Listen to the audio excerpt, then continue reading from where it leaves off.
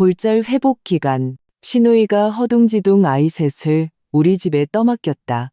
빽빽하게 적힌 생활 계획표 한 장을 던져두고는 그냥 가버렸다. 시어머니는 나를 툭 치며 말했다. 깁스한 건 다리지? 손이 부러진 건 아니잖니. 애들 돌보는 게 뭐 그리 어렵다고. 나는 그 계획표를 쳐다봤다. 아침 육식 이상 후 사자성어 암기, 새끼는 영양균형 잡힌 식단으로, 군것질 절대 금지, TV 시청 절대 금지. 나는 웃음이 나왔다. 당신들 눈에는 다리 부러진 환자가 아이 셋을 돌보는 게 쉬운 일로 보인다면 내가 진짜 돌봄이 뭔지 똑똑히 보여주리라. 열흘 후 신우이가 아이들을 데리러 왔다.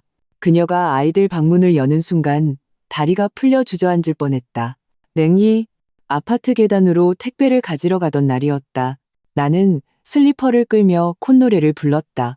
복도 창문으로 햇살이 쏟아져 들어왔고 빗줄기 속에서 먼지들이 춤을 췄다. 택배 기사님은 택배 상자를 계단 입구에 휙 던져두고 가버렸다. 내가 허리를 숙여 상자를 집으려던 순간 손가락이 상자에 닿는 찰나 발이 미끄러졌다. 몸이 균형을 잃고 앞으로 쏠렸다. 본능적으로 계단 난간을 잡으려 했지만 내 손은 허공만 스쳐 지나갔다. 나는 서너 계단을 그대로 굴러떨어졌다. 오른쪽 다리가 계단 모서리에 부딪히며 우두둑 하는 소리가 섬뜩하게 울렸다. 그 고통은 마치 누군가 망치로 뼈를 부순 다음 펜치로 신경을 하나하나 찢어내는 듯했다. 나는 바닥에 엎드린 채 식은땀에 순식간에 옷이 다 젖었다. 오른쪽 다리는 기괴한 각도로 뒤틀려 있었고 무릎은 찐빵처럼 부어올랐다. 소리를 지르려 입을 벌렸지만 목에서는 잠긴 신음소리만 새어나왔다. 쿵하는 소리를 들은 옆집 아주머니가 뛰쳐나왔다. 내 모습을 보더니 얼굴이 하얗게 질렸다. 어머나 움직이지 마세요. 제가 119에 전화할게요. 병원 소독약 냄새에 헛구역질이 났다. 의사는 내 다리를 고정한 뒤 깁스 붕대를 감기 시작했다. 한 겹, 또 한 겹. 축축한 석고가 피부에 닿는 느낌은 뼛속까지 시릴 정도로 차가웠다. 깁스가 굳어가면서 다리 전체가 단단히 옥죄어 왔다. 숨막히는 압박감에 숨을 쉴 수가 없었다. 남편 박준호는 옆에 서서 눈시울이 붉어져 있었다. 평소에는 덤벙대는 사람이지만 정말 큰일이 닥치니 누구보다 어쩔 줄 몰라 했다. 병원에서 집으로 돌아온 후 준호 씨는 나를 조심스럽게 침대에 눕혔다. 마치 도자기 인형을 다루듯 조심스러웠다. 그는 침대 협탁에 물컵, 휴지, 충전기를 놓아주고 침대 옆에는 작은 간이 테이블도 놓아주었다. 일단 누워있어. 내가 밥 차려줄게. 그가 돌아서려 할 때 내가 그를 불렀다.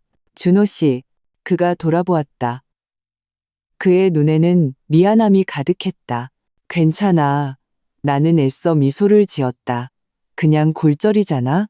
2달만 고생하면 낫겠지. 준호 씨는 고개를 끄덕였지만 눈가는 다시 붉어졌다. 그가 부엌으로 간 뒤 나 혼자 침대에 누워 있었다. 오른쪽 다리는 납덩이를 매단 것처럼 무거웠고 깁스 가장자리가 살을 파고들어 조금만 움직여도 살을 애는 듯한 통증이 밀려왔다. 천장을 바라보며 문득 울고 싶은 충동에 휩싸였다. 앞으로 2달 동안 나는 아무것도 못하는 신세가 되겠구나. 휴대폰이 울렸다. 시어머니였. 네, 어머님. 예, 다쳤다면서? 심하니? 어머님의 목소리는 무척 걱정스러워 보였다. 나는 마음 한구석이 따뜻해졌다. 네, 꽤 심해요.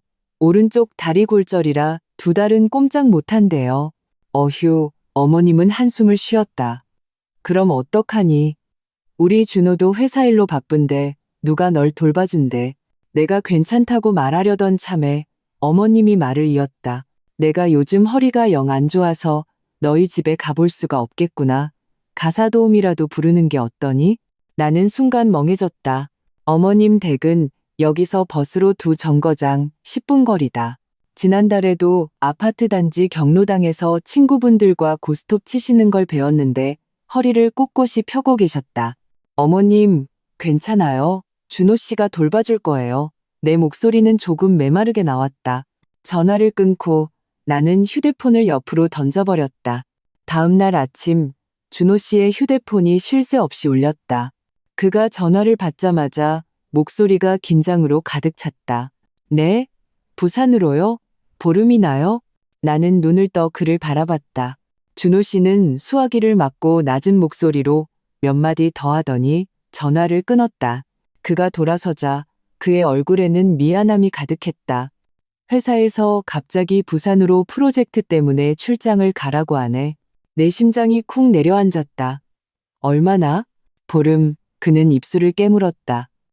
내가 반년 넘게 준비한 프로젝트라 빠질 수가. 가야지. 내가 그의 말을 끊었다. 일이 중요하잖아. 준호 씨는 다급하게 말했다. 내가 가사 도우미 아주머니는 다 알아봤어. 매일 오전에 오셔서 밥 해주시고 청소해 주실 거야. 그는 아주머니 연락처를 종이에 적어 침대 머리맡에 붙여두었다.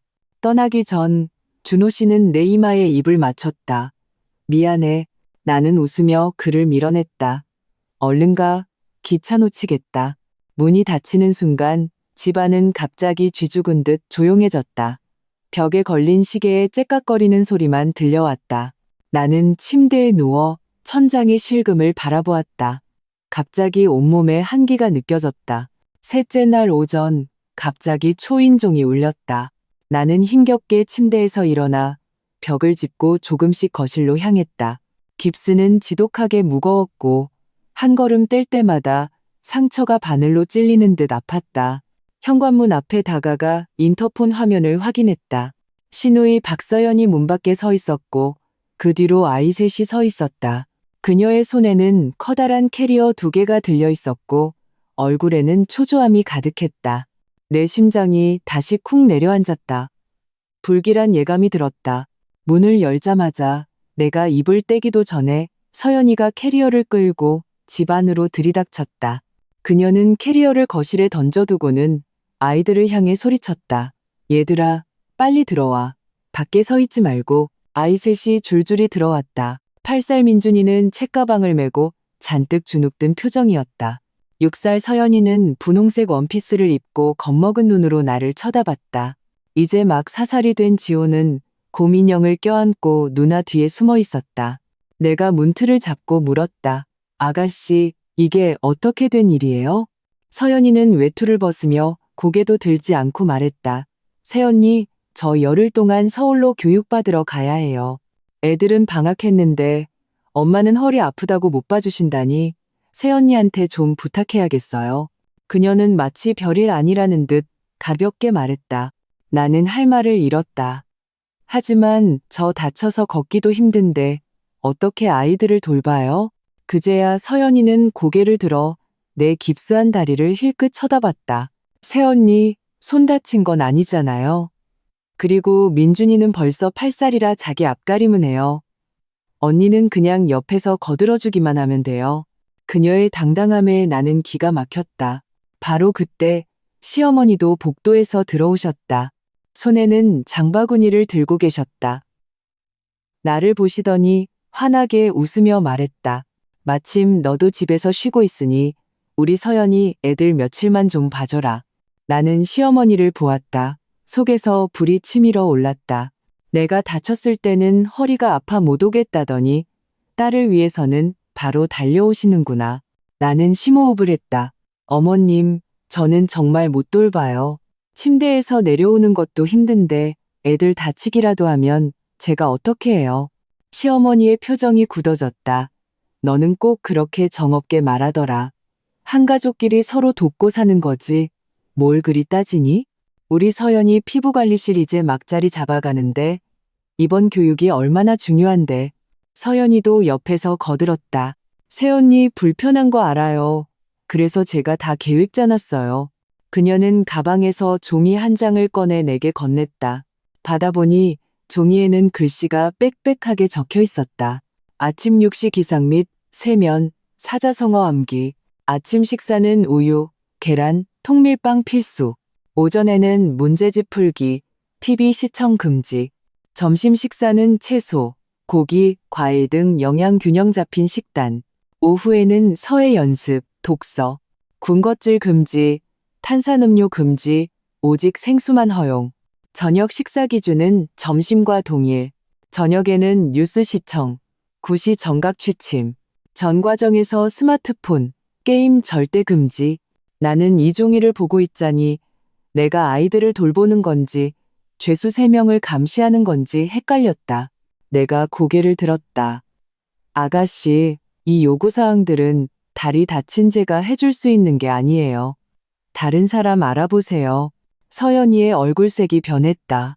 새언니, 지금 도와주기 싫다는 거예요? 시어머니도 불쾌한 기색을 드러냈다. 얘가 어쩜 이렇게 속이 좁니? 평소에 준호가 너한테 얼마나 잘하는데 동생이 어렵다는데 좀 도와주면 어디 덧나? 나는 그 종이를 쥔 채 손을 부들부들 떨었다. 이들을 모두 쫓아내고 싶다는 말을 목구멍까지 참았다. 하지만 저 당당한 시어머니의 표정과 빨리 가고 싶어 안달이 난 신우이의 얼굴을 보니 갑자기 아무 말도 하고 싶지 않았다. 그들 눈에 나는, 이 며느리는 무조건 희생해야 하는 존재일 뿐이었다. 내 상처, 내 어려움 따위는 안중에도 없었다. 나는 심호흡을 한 뒤 억지 미소를 지었다. 알았어요. 제가 애들 봐줄게요. 서연이의 얼굴에 즉시 화색이 돌았다. 그럴 줄 알았어요. 역시 새언니가 최고예요. 그럼 저 갈게요. 교육 끝나자마자 데리러 올게요. 그녀가 막 떠나려 할 때 내가 그녀를 불렀다. 아가씨, 생활비는요? 서연이가 멈칫했다. 네? 무슨 생활비요? 나는 아이 셋을 가리켰다. 아이 셋이 열흘 동안 먹고 마시려면 돈이 필요하잖아요. 서연이의 표정이 어색해졌다. 새언니, 한가족끼리 돈 얘기는 좀 그렇잖아요. 저희 집 냉장고에 반찬 있으니 그거 가져다 드세요. 나는 속으로 코웃음을 쳤다. 신우이 집은 여기서 벗으로 새 정거장거리다. 깁스한 내가 어떻게 가지러 가란 말인가? 시어머니가 끼어들었다. 그래, 한가족끼리 무슨 돈이냐. 애들 며칠 봐주는 게 뭐 그리 대수라고. 나는 그 모녀를 바라보며 문득 헛웃음이 나왔다. 한가족끼리 돈 얘기는 안 한다? 그럼 내가 다쳤을 때는 왜 한가족처럼 굴지 않으셨을까? 서연이는 내가 더 이상 말을 안 하자 동의한 줄 알고 바로 캐리어를 끌고 떠났다. 시어머니도 따라 내려가면서 애들 잘 보고 다치지 않게 조심해라라고 신신당부했다. 문이 닫히는 순간 나는 몸을 돌려 거실에 있는 아이 셋을 바라봤다. 아이들은 낯선 환경에 불안한 듯 어색하게 서 있었다. 사실 나는 이 아이들과 전혀 친하지 않다. 서연이는 평소에 아이들을 우리 집에 잘 데려오지 않았다. 우리 집 분위기가 안 좋아서 애들이 나쁜 걸 배울까봐 걱정된다는 게 이유였다. 나는 한숨을 쉬고 소파에 겨우 앉았다. 다리에 힘을 풀자 찌르는 듯한 통증이 다시 몰려왔다. 아이 셋은 그 자리에 꼼짝도 않고 서 있었다. 민준이가 작은 목소리로 말했다. 아주머니, 저희 어디에 있어야 해요? 나는 고개를 들어 아이들을 바라봤다. 세 개의 해맑은 얼굴에는 어색함이 가득했다. 문득 서연이가 남기고 간 그 종이가 떠올랐다. 마음속에서 분노가 치밀어 올랐다.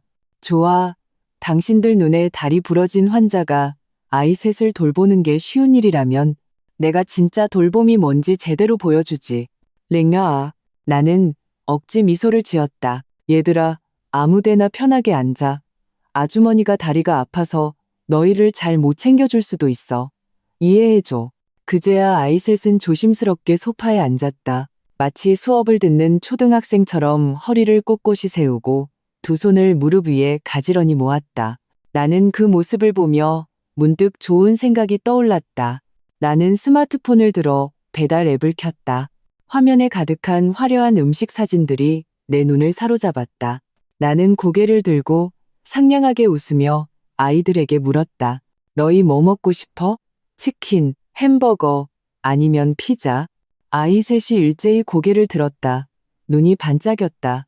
민준이가 침을 꿀꺽 삼키며 말했다. 아주머니, 엄마가 그런 거 먹으면 살찐다고 못 먹게 했어요. 나는 웃으며 말했다. 괜찮아. 아주머니가 엄마한테는 비밀로 해줄게. 서연이가 간절한 눈빛으로 나를 바라봤다. 정말 그래도 돼요? 나는 고개를 끄덕였다. 물론이지. 아주머니가 다리가 아파서 밥을 못 해주잖아. 그러니까 배달 음식 시켜 먹어야지. 먹고 싶은 거 다 말해. 지호가 칭얼거리는 목소리로 말했다. 저 치킨 닭다리 먹고 싶어요. 나는 지호의 머리를 쓰다듬었다. 알았어. 아주머니가 시켜줄게. 나는 한참 동안 핸드폰을 보며 치킨 패밀리 세트, 햄버거 세트, 감자튀김과 치킨 너겟을 주문했다. 음료수도 빠질 수 없었다. 콜라, 사이다, 오렌지 주스를 종류별로 시켰다. 아이 셋은 내 스마트폰 화면에서 눈을 떼지 못했다. 그 간절한 모습에 문득 안쓰러운 마음이 들었다. 이제 겨우 몇 살인데 이렇게 엄격하게 통제당하다니. 군것질 금지, 음료수 금지, TV 금지. 이건 아이를 키우는 게 아니라 로봇을 만드는 것과 다를 바 없었다. 음식은 금방 도착했다. 나는 벽을 짚고 문을 열었다. 배달원이 커다란 봉투 여러 개를 건네주었다. 봉투는 무거웠고 한 손으로 들다가 하마터면 넘어질 뻔했다. 배달원이 황급히 나를 부축했다. 다치셨네요. 조심하세요. 나는 고맙다고 말하고 힘겹게 봉투를 집 안으로 끌고 들어왔다. 아이 셋이 즉시 몰려들었다. 그들의 눈은 봉투에 고정되어 있었다. 기대감으로 가득 찬 눈빛이었다. 나는 봉투를 거실 테이블 위에 놓고 하나씩 음식을 꺼냈다. 황금빛 치킨은 유혹적인 냄새를 풍겼고 햄버거의 녹은 치즈는 보기만 해도 군침이 돌았다. 감자튀김은 바삭하게 튀겨져 소금이 솔솔 뿌려져 있었다. 컵 속에서 탄산 기포가 보글보글 올라오는 콜라도 있었다. 아이 셋은 넋을 잃고 바라봤다. 침이 꼴깍 넘어가는 소리가 들렸다. 나는 웃으며 말했다. 자, 먹어. 사양하지 말고. 민준이가 망설이며 말했다. 아주머니, 엄마가 이런 건 정크푸드라서 먹으면 안 된다고 했어요. 나는 아무렇지 않다는 듯 말했다. 가끔 한 번 먹는 건 괜찮아. 그리고 아주머니가 다리가 아파서 밥을 못 해주는데 너희가 굶을 수는 없잖아? 그럴듯한 변명에 아이들은 서로를 쳐다보더니 마침내 손을 뻗었다. 민준이가 치킨 다리 하나를 집어안 입 베어 물었다. 그 순간 아이의 눈이 휘둥그레졌다. 바삭한 껍질과 부드러운 속살, 한 번도 맛보지 못한 맛이었다. 서연이와 지호도 참지 못하고 먹기 시작했다. 누가 뺏어 먹기라도 할까봐 허겁지겁 먹어댔다. 지호는 입가에 기름이 잔뜩 묻고 손도 기름 범벅이 되었지만 무척 행복해 보였다. 아이들이 개걸스럽게 먹는 모습을 보며 나는 마음속으로 쾌재를 불렀다. 박서연, 박서연. 네가 아이들을 그렇게 꽉 막히게 키워봤자 무슨 소용이 있니? 결국 유혹 앞에서는 속수무책인걸. 나는 콜라 한 병을 따서 마셨다. 서연이가 내 손에 들린 콜라를 간절하게 쳐다봤다. 아주머니, 저도 마셔도 돼요? 나는 콜라를 건네주었다. 그럼 마음껏 마셔. 서연이는 콜라를 받아들고 조심스럽게 한 모금 마셨다. 아이의 눈이 동그래지더니 벌컥벌컥 몇 모금을 더 마셨다. 콜라병을 내려놓고는 만족스러운 듯 꺼억하고 트림을 했다. 지호가 그 모습을 보고 자기도 마시겠다고 졸랐다. 나는 오렌지 주스 한 병을 따주었다. 아이는 병을 끌어안고 마시느라 얼굴이 주스로 범벅이 되었다. 민준이도 긴장을 풀고 치킨을 먹으며 사이다를 마셨다. 아이들은 즐겁게 먹었고 얼굴에 가득했던 어색함은 점차 사라졌다. 나는 소파에 기대어 그 모습을 바라보며 입가에 미소를 띄었다.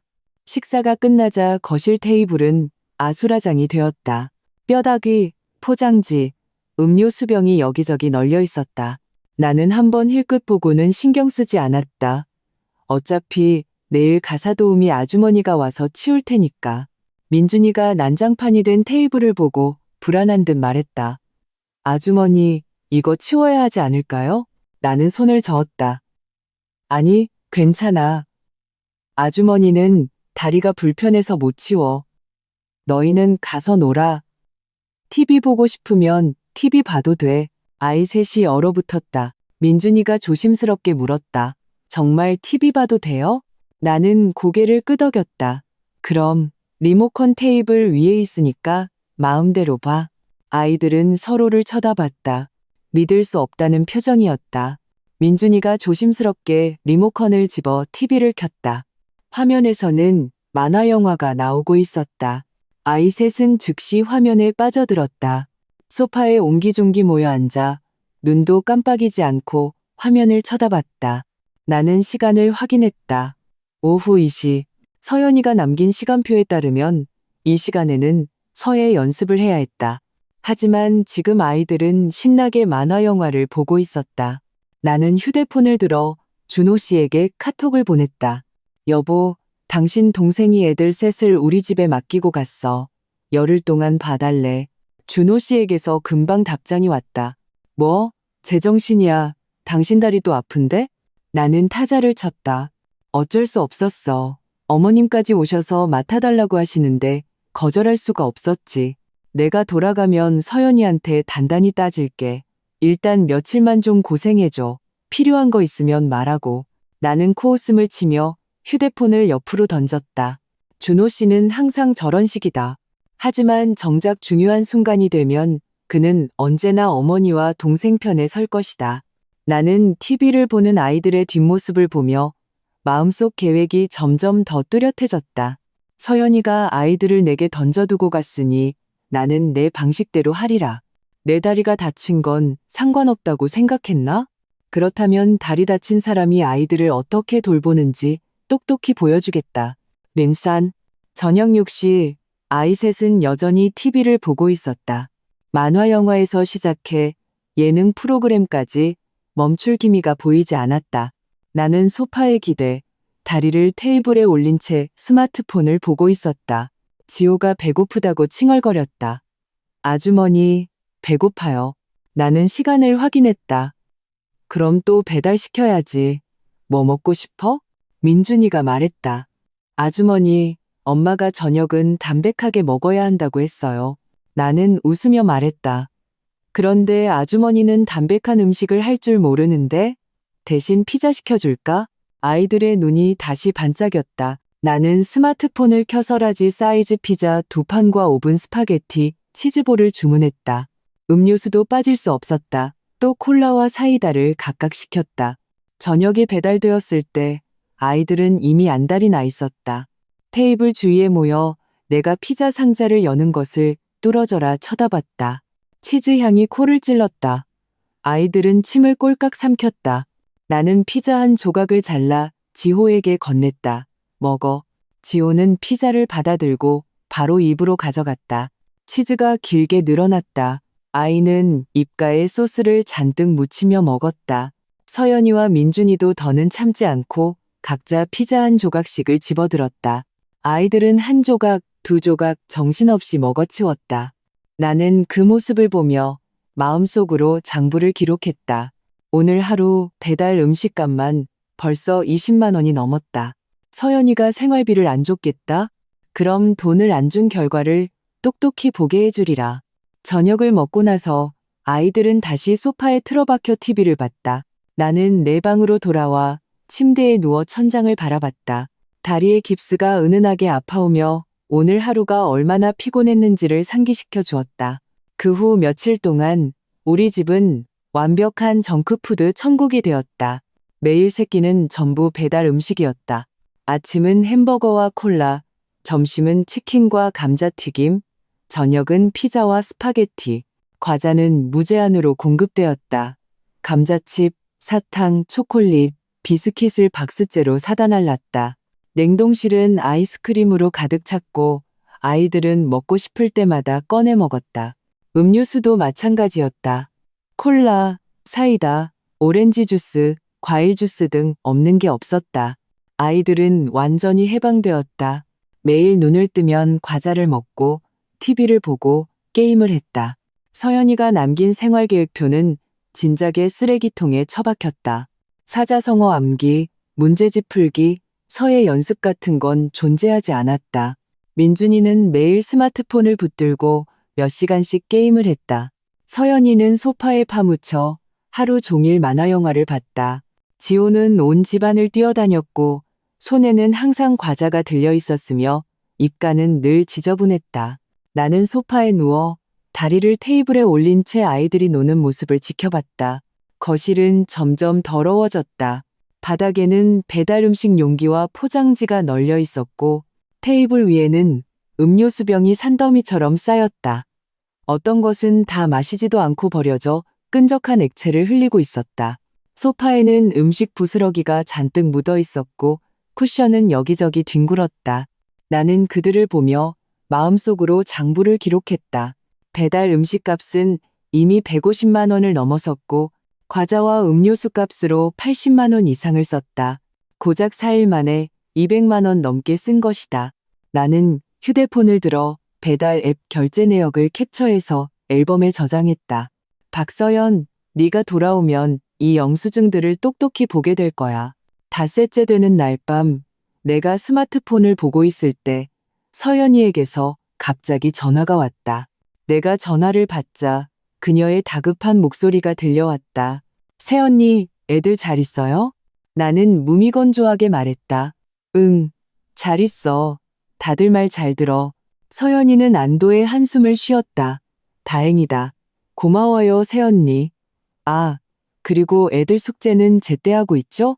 나는 TV를 보고 있는 아이 셋을 힐끗 쳐다봤다. 다 했어. 서연이가 또 물었다. 사자성어는 외웠고요? 서예 연습은요? 나는 계속 거짓말을 했다. 다 했어. 걱정 마. 그제야 서연이는 만족한 듯 말했다. 다행이다. 새언니 고생 많아요. 돌아가면 꼭 제대로 보답할게요. 나는 코웃음을 쳤다. 보답은 무슨, 다 해야 할 일인데. 전화를 끊고 나는 휴대폰 화면을 바라봤다. 눈빛이 차갑게 식어갔다. 내 아이들이 어떤 모습으로 변했는지 보게 되면 넌 더 이상 나를 믿지 못하게 될 거야. 린시, 열흘째 되는 날 아침, 나는 일찌감치 일어났다. 샤워를 하고 깨끗한 옷으로 갈아입은 뒤 옅은 화장까지 했다. 다리에는 여전히 깁스를 하고 있었지만 정신 상태는 꽤 좋아 보였다. 아이 셋은 아직 자고 있었다. 나는 깨우지 않았다. 나는 거실에 앉아 스마트폰을 꺼냈다. 열흘 동안의 배달 음식 결제 내역을 모두 캡처해서 저장했다. 하나하나 더해보니 총 420만 원이었다. 과자와 음료수 값은 260만 원, 총 680만 원이었다. 나는 이 캡처 사진들을 정리해서 따로 폴더에 저장해 두었다. 그리고 거실 사진도 몇 장 찍었다. 바닥에 널린 쓰레기, 어질러진 소파, 그리고 테이블 위에 산더미처럼 쌓인 배달 음식 용기들. 이 모든 것이 다리 다친 내가 얼마나 최선을 다해 아이들을 돌봤는지에 대한 증거였다.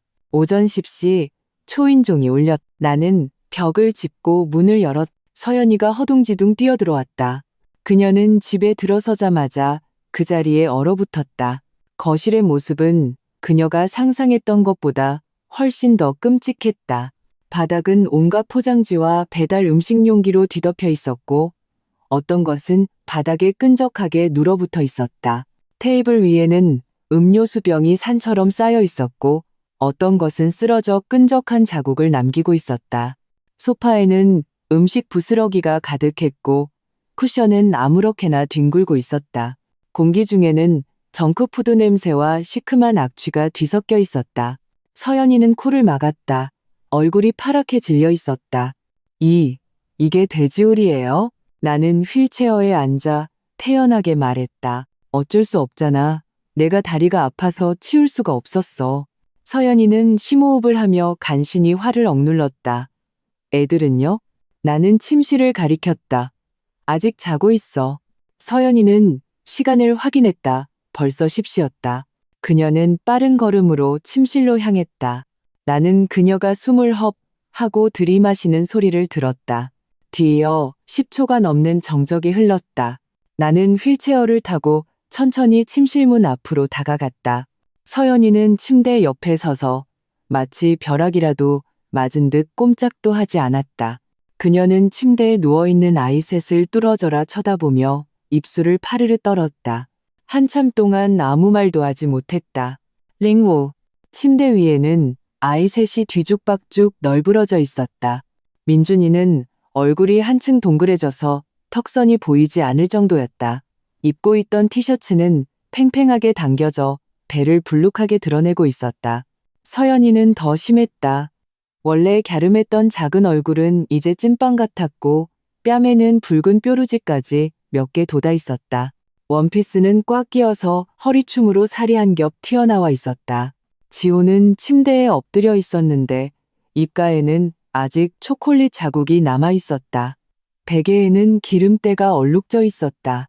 아이 셋의 머리는 새집처럼 헝클어져 있었고 침대 시트에는 과자 부스러기가 가득했으며 빈 음료수병 몇 개가 이불 속에서 뒹굴고 있었다. 서연이의 손이 심하게 떨렸다. 그녀는 손을 뻗어 민준이의 얼굴을 만져보려다 다시 거두었다. 얘들이 왜 이렇게 됐어요?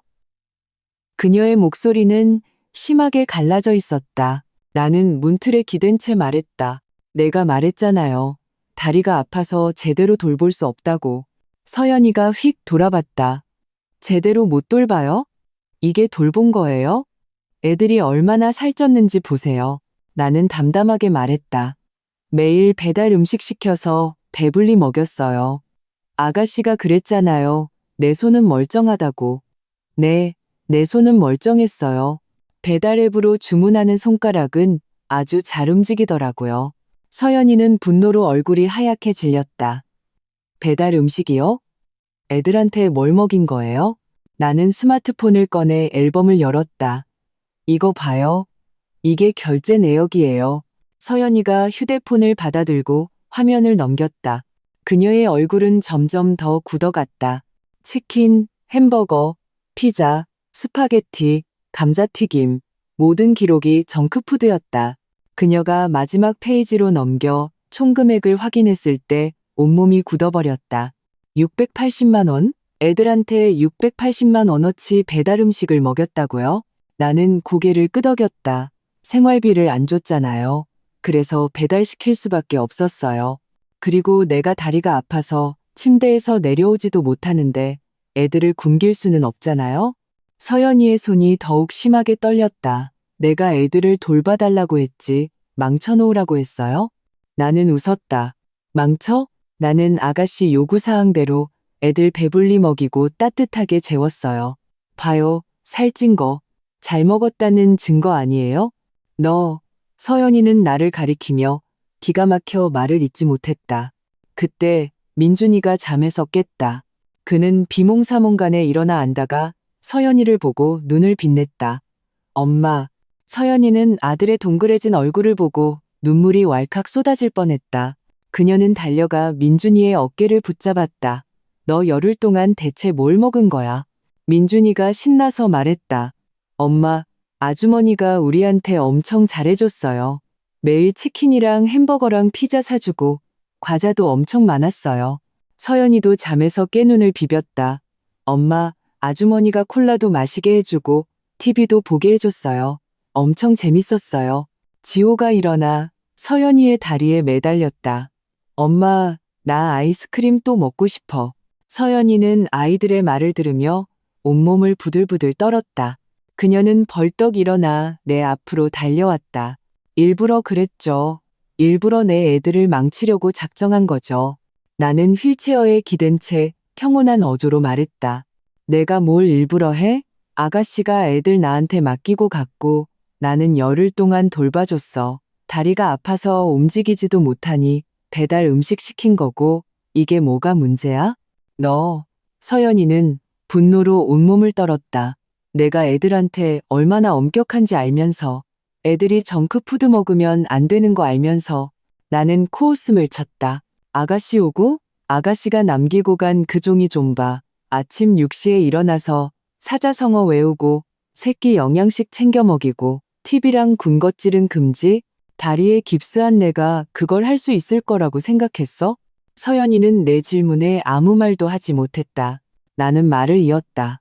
애들 나한테 맡길 때 내가 할 수 있는지 한 번이라도 물어봤어? 어머님은 내 손이 멀쩡하니 애들 보는데 문제없다고 했지? 하지만 내가 걷기도 힘들어서 어떻게 애들 영양식을 만들어주고 어떻게 공부를 감독할 거라고 생각하셨대? 서연이는 입술을 깨물었다. 눈에는 눈물이 그렁그렁했다. 나는 거실을 가리켰다. 저 집 꼴 좀 봐. 나는 청소조차 할 수 없었어. 내가 뭘 더 할 수 있었을 것 같아? 서연이는 쓰레기로 가득 찬 거실을 보고 마침내 참았던 울음을 터뜨렸다. 그녀는 바닥에 주저앉아 얼굴을 감싸고 어깨를 들썩이며 울었다. 아이 셋은 엄마가 우는 것을 보고 겁을 먹어 아무 말도 하지 못했다. 나는 휠체어에 앉아 그녀가 우는 것을 지켜봤다. 마음속에 죄책감은 조금도 없었다. 자업자득이었다. 애들을 나한테 맡길 때 내 어려움을 한 번이라도 생각해 줬나? 내가 다리가 아파서 나 자신을 돌보기도 힘들다는 걸 생각했나? 아니, 그녀의 눈에 나는 그저 도구일 뿐이었다. 부르면 언제든 달려오고 불평 없이 모든 걸 해주는 사람. 이제 와서 운다고 뭐가 달라지나? 운다고 문제가 해결되나? 서연이는 한참을 울다가 고개를 들었다. 눈은 퉁퉁 붓고 화장은 다 번져 있었다. 그녀는 나를 보며 잠긴 목소리로 말했다. 새언니, 언니가 이겼어요. 그 680만 원 제가 드릴게요. 나는 고개를 저었다. 돈은 필요 없어. 서연이가 멍하니 물었다. 그럼 뭘 원해요? 나는 그녀를 쳐다봤다. 그냥 아가씨가 이걸 알았으면 좋겠어. 나는 아가씨네 도우미가 아니야. 다음부터 이런 일 있으면 알아서 해결해. 서연이는 입술을 깨물고 한참 동안 말이 없었다. 나는 말을 이었다. 그리고 어머님도 내 손이 멀쩡해서 애들 보는데 문제 없다고 하셨지? 그럼 다음에는 허리 아프신 어머님이 직접 한번 돌보시라고 해. 과연 하실 수 있는지 보고 싶네. 서연이는 고개를 숙이고 나를 쳐다보지 못했다. 나는 아이들을 가리켰다. 애들 데리고 가. 병원에도 꼭 가보고. 열흘 동안 정크푸드만 먹었으니 몸에 문제 있을 거야. 서연이는 일어나서 눈물을 닦았다. 그녀는 침대 옆으로 가서 동그래진 아이 셋을 보고 또 눈물을 흘렸다. 민준아, 서연아, 지호야, 엄마랑 집에 가자. 그녀의 목소리는 아주 작았다. 아이 셋은 침대에서 내려와 얌전히 서연이의 뒤를 따랐다. 현관문 앞에서 서연이가 갑자기 돌아봤다. 새언니, 죄송해요. 나는 아무 말 없이 그저 그녀를 바라볼 뿐이었다. 서연이는 아이들을 데리고 떠났다. 거실에는 다시 정적이 찾아왔다. 나는 휠체어에 앉아 바닥에 널린 쓰레기를 보며 갑자기 깊은 피로감을 느꼈다. 링로우. 서연이가 떠난 다음 날 시어머니가 오셨다. 어머니는 문을 열고 들어오시자마자 거실 꼴을 보고 표정이 굳어졌다. 얘, 집이 왜 이 모양이니? 어머니는 미간을 찌푸렸다. 나는 소파에 기댄 채 말했다. 어머님, 제가 다리가 아파서 치울 수가 없었어요. 시어머니는 나를 한번 바닥에 널린 쓰레기를 한번 쳐다봤다.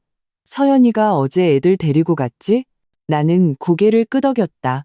시어머니는 한숨을 쉬었다. 서연이가 어젯밤에 나한테 전화해서 펑펑 울더라. 애들이 몇 킬로나 쪘고 얼굴에는 뾰루지까지 났다고. 나는 아무 말도 하지 않았다. 시어머니는 말을 이었다. 얘, 너도 참 너무했다. 아무리 제대로 못 돌봐줘도 그렇지. 어떻게 애들한테 매일 정크푸드만 먹일 수가 있니? 나는 고개를 들어 시어머니를 쳐다봤다. 어머님, 그때 제 손은 멀쩡해서 애들 보는데 문제없다고 하지 않으셨어요? 시어머니는 내 질문에 말문이 막혔다. 나는 말을 이었다. 제가 다리에 깁스를 해서 걷기도 힘든데 어떻게 애들 영양식을 만들어주고 어떻게 공부를 감독해요? 시어머니의 표정이 어색해졌다. 그래도 그렇지. 그렇지 않으면요? 내가 말을 끊었다. 배달 음식도 시키지 말았어야 했나요? 그럼 애들을 굶겼어야 했어요? 시어머니는 입을 열었지만 아무 말도 하지 못했다. 나는 코웃음을 쳤다. 어머님, 그때 허리 아파서 저 돌보러 못 오신다고 하셨잖아요. 그런데 서연이가 애들 맡길 때는 바로 오셨네요. 어머님 허리는 선택적으로 아프신가 봐요? 시어머니의 얼굴이 시뻘개졌다. 너 지금 말 다 했니? 나는 시어머니를 쳐다봤다. 저는 그냥 사실을 말했을 뿐이에요. 어머님이 서연이만 예뻐하시는 거 이해해요. 하지만 저를 도구처럼 생각하시면 안 되죠. 필요할 때만 쓰고 나면 버리는 그런 사람 취급하시면 안 된다고요. 시어머니는 분노로 온몸을 떨었다. 너 지금 그게 무슨 태도니? 나는 담담하게 말했다. 제 태도는 분명해요. 앞으로 이런 일은 당신들끼리 해결하세요. 다시는 저 찾지 마세요. 시어머니는 나를 손가락으로 가리키며 한참 동안 말을 잇지 못했다. 마지막으로 너 두고 봐. 내가 준호한테 다 잃을 거야. 라는 말을 남기고는 씩씩거리며 떠났다. 나는 어머니가 떠나는 뒷모습을 보며 마음속에 아무런 파문도 잃지 않았다. 올 것이 왔을 뿐이다. 역시나 그날 밤 준호 씨에게서 전화가 왔다.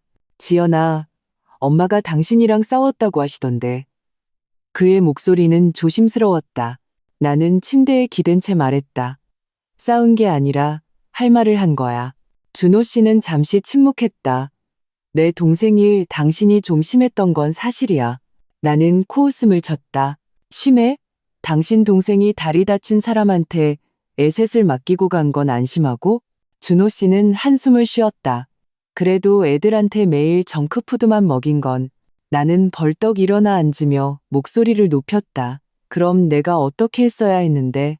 내가 다리에 깁스해서 걷기도 힘든데. 당신 동생은 말도 안 되는 생활 계획표를 남기고 갔어. 아침 6시에 애들 깨워서 사자성어 외우게 하고 새끼 영양식 차려주고 TV랑 군것질은 금지시키래. 내가 그걸 할 수 있을 것 같아? 준호 씨는 침묵했다. 나는 말을 이었다. 당신 엄마는 내 손이 멀쩡하니 애들 보는데 문제없다고 했지. 하지만 내가 내 밥 한 끼 챙겨 먹기도 힘든데 어떻게 애센 영양식을 차려줘. 준호 씨의 목소리가 낮아졌다. 미안해. 내가 생각이 짧았어. 나는 냉소했다. 당신은 항상 생각이 짧았어. 당신 엄마랑 동생 일이라면 앞뒤 안 가리고 달려들면서 나는 어땠어? 내가 다쳤을 때 당신 엄마는 허리 아프다고 안 오셨고 당신은 보름 동안 출장 가서 나 혼자 내버려뒀잖아. 이제 당신 동생이 우니까 모든 게 내 잘못 같아? 준호 씨가 다급하게 말했다. 그런 뜻 아니야. 바로 그런 뜻이야. 내가 말을 끊었다. 당신 마음속에서는 당신 엄마랑 동생이 언제나 나보다 중요했어. 준호 씨는 한참 동안 말이 없었다. 마침내 그가 말했다. 지연아, 당신 속상한 거 알아. 내가 돌아가면 우리 제대로 얘기 좀 하자. 나는 전화를 끊고 휴대폰을 옆으로 던져버렸다. 무슨 얘기를 해. 이런 일이 한두 번도 아니었다. 매번 이런 식이었다. 그의 엄마와 동생에게 무슨 일이 생기면 그는 제일 먼저 달려갔다. 내게 무슨 일이 생기면 그는 항상 돌아가서 얘기하자고 했다. 하지만 그가 돌아왔을 때 일은 이미 다 끝난 후였다. 사과할 사람은 사과하고 화해할 사람은 화해하고 하지만 내 마음속 상처는 누가 책임져 주나? 랭치, 준호 씨는 예정보다 일찍 돌아왔다. 그가 문을 열었을 때 나는 소파에 앉아 TV를 보고 있었다. 거실은 가사도우미 아주머니가 깨끗하게 치워주셔서 이전의 난장판은 흔적도 없었다. 준호 씨는 짐을 내려놓고 내 앞으로 다가왔다. 다리는 좀 어때? 나는 TV를 보며 대꾸하지 않았다. 준호 씨가 내 옆에 앉았다. 지연아, 미안해. 내가 생각이 부족했어. 나는 여전히 말이 없었다. 준호 씨는 한숨을 쉬었다. 내가 엄마랑 서연이한테 얘기했어. 앞으로는 절대 이런 일 없을 거라고. 나는 코웃음을 쳤다. 당신은 매번 그렇게 말했어. 준호 씨가 내 손을 잡았다. 이번엔 진심이야. 엄마한테도 말했어. 당신이 다쳤을 때 와서 돌봐주셨어야지. 애들을 맡기는 건 말도 안 된다고. 서연이한테도 너무 심했다고 말했고. 내가 고개를 돌려 그를 쳐다봤다. 그래서 그분들은 뭐라고 하던데? 준호 씨는 조금 어색해했다. 엄마는 앞으로 조심하겠다고 하셨고 서연이는 직접 와서 사과하겠대. 나는 웃었다. 조심? 사과? 그게 무슨 소용인데? 준호 씨가 멍하니 나를 봤다. 나는 말을 이었다. 당신 엄마가 당신 동생만 예뻐하는 건 사실이야. 그분 마음속에 나는 그냥 남일 뿐이지. 당신 동생은 내가 무조건 자기를 도와줘야 한다고 생각하는 것도 사실이고. 당신은 매번 고치겠다고 말하지만 고쳐진 적이 있었어? 준호 씨는 입을 열었지만 아무 말도 하지 못했다. 나는 그를 쳐다봤다. 준호 씨, 나 이제 지쳤어. 더 이상 언제나 희생당하는 그 사람이 되고 싶지 않아. 준호 씨가 다급하게 말했다. 아니야, 앞으로는 절대 그런 일 없을 거야. 나는 고개를 저었다. 당신은 장담 못해. 준호 씨는 침묵했다. 나는 일어나서 벽을 짚고 침실로 향했다. 당신도 잘 생각해봐. 침실 문을 닫는 순간 거실에서 준호 씨가 한숨 쉬는 소리가 들렸다. 하지만 나는 더 이상 신경 쓰지 않았다. 링버, 한 달 후 나는 깁스를 풀었다. 의사는 회복이 잘 되었으니 한 달 정도 더 조심하면 정상적으로 걸을 수 있을 거라고 했다. 준호 씨는 나와 함께 병원에 가서 깁스를 풀었다. 오는 내내 나를 조심스럽게 부축했다. 집으로 돌아오는 길에 그가 갑자기 말했다. 지연아, 엄마가 같이 밥 먹자고 하시는데 나는 창밖을 보며 말했다. 안 가. 준호 씨는 한숨을 쉬었다. 정말 사과하고 싶어 하셔. 나는 고개를 돌려 그를 쳐다봤다. 사과하면 뭐가 달라져? 다음에 똑같은 일이 생기면 그분은 또 당신 동생 편을 들 거야? 준호 씨는 침묵했다. 나는 말을 이었다. 준호 씨, 내가 막무가내인 사람이 아닌 건 알잖아. 하지만 나한테도 선이라는 게 있어. 이번 일을 겪으면서 많은 걸 깨달았어. 준호 씨가 운전대를 꽉 잡았다. 그럼 당신은 뭘 원하는데? 나는 담담하게 말했다. 내가 원하는 건 간단해. 존중. 당신 엄마도 나를 존중해야 하고 당신 동생도 나를 존중해야 해. 나는 도구가 아니고 부르면 달려오는 공짜 도우미도 아니야. 준호 씨가 고개를 끄덕였다. 알겠어. 집에 돌아와 소파에 앉아 내 오른쪽 다리를 바라봤다. 깁스는 풀었지만 다리는 아직 조금 뻣뻣했다. 의사는 서두르지 말고 천천히 재활해야 한다고 했다. 지난 2달간의 일을 생각하니 문득 헛웃음이 나왔다. 내가 다쳤을 때는 허리 아프다고 못 오겠다던 시어머니가 시누이가 애들을 맡기려 할 때는 바로 나타나셨다. 그들은 내가 무조건 희생해야 한다고 생각했지만 내 감정은 단 한 번도 고려하지 않았다. 이번 일은 그들에게 좋은 교훈이 되었을 것이다. 내가 만만한 사람이 아니라는 것을 알게 해줬을 테니.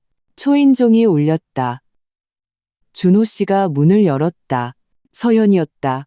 그녀의 손에는 과일 바구니가 들려 있었고 얼굴에는 아양 떠는 미소가 가득했다. 새언니, 저 왔어요. 그녀의 목소리는 아주 작았다. 나는 그녀를 쳐다보며 아무 말도 하지 않았다. 서연이는 내 앞으로 다가와 과일 바구니를 테이블 위에 놓았다. 새언니, 죄송해요. 지난번 일은 정말 제가 잘못했어요. 애들을 언니한테 맡기면 안 되는 거였는데. 나는 담담하게 말했다. 알았으면 됐어. 서연이는 입술을 깨물었다. 애들 지금도 다이어트하고 있어요. 의사가 식단 조절하고 운동 많이 해야 한대요. 나는 냉소했다. 그건 아가씨가 신경 쓸 일이지. 서연이는 고개를 숙였다. 새언니, 저 정말 잘못했어요. 앞으로는 절대 이런 일 없을 거예요. 나는 그녀를 쳐다봤다. 아가씨, 내가 아가씨를 안 도와주겠다는 게 아니야. 하지만 이건 알아도 도와주는 건 내 호의고 안 도와주는 건 내 권리야. 내 희생을 당연하게 생각하지 마. 서연이가 고개를 끄덕였다. 네, 명심할게요. 그녀는 일어나서 준호 씨를 나를 한번 쳐다보고는 말했다. 그럼 저 이만 가볼게요. 서연이가 떠난 후 준호 씨가 내 옆에 앉았다. 정말 반성하는 것 같아. 나는 소파에 기댔다. 반성했으면 됐지. 뭐. 준호 씨가 내 손을 잡았다. 지연아, 고마워. 내가 고개를 돌려 그를 쳐다봤다. 뭐가 고마운데? 준호 씨가 진지하게 말했다. 당신 덕분에 많은 걸 깨닫게 해줘서 고마워. 나는 예전에 그냥 한 가족이니까 서로 도와야 한다고만 생각했어. 그런데 당신 감정, 당신 어려움은 생각하지 못했어. 나는 웃었다. 이제라도 알았네. 준호 씨가 고개를 끄덕였다. 앞으로는 안 그럴게. 내가 당신 편에 설게. 나는 그를 쳐다봤다. 마음속이 갑자기 따뜻해졌다. 이번 일로 많은 상처를 받았지만 동시에 많은 것을 깨닫게 되었다. 어떤 선은 반드시 지켜야 하고 어떤 존중은 반드시 쟁취해야 한다. 나는 도구가 아니다. 나에게도 내 인생이 있다. 이제부터는 나를 위해 살 것이다. 창밖에 햇살이 들어와 내 다리 위에 내려앉았다. 나는 기지개를 켰다. 몸이 한결 가벼워진 기분이었다. 준호 씨가 일어났다. 내가 밥할게. 오늘 뭐 먹고 싶어? 나는 잠시 생각했다. 아무거나 배달 음식만 아니면 돼. 준호 씨가 웃었다.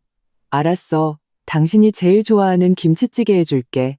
그가 부엌으로 들어가자 달그락거리는 소리가 들려왔다. 나는 소파에 앉아 창밖의 파란 하늘을 바라봤다. 이 지긋지긋한 소동도 마침내 끝이 났다.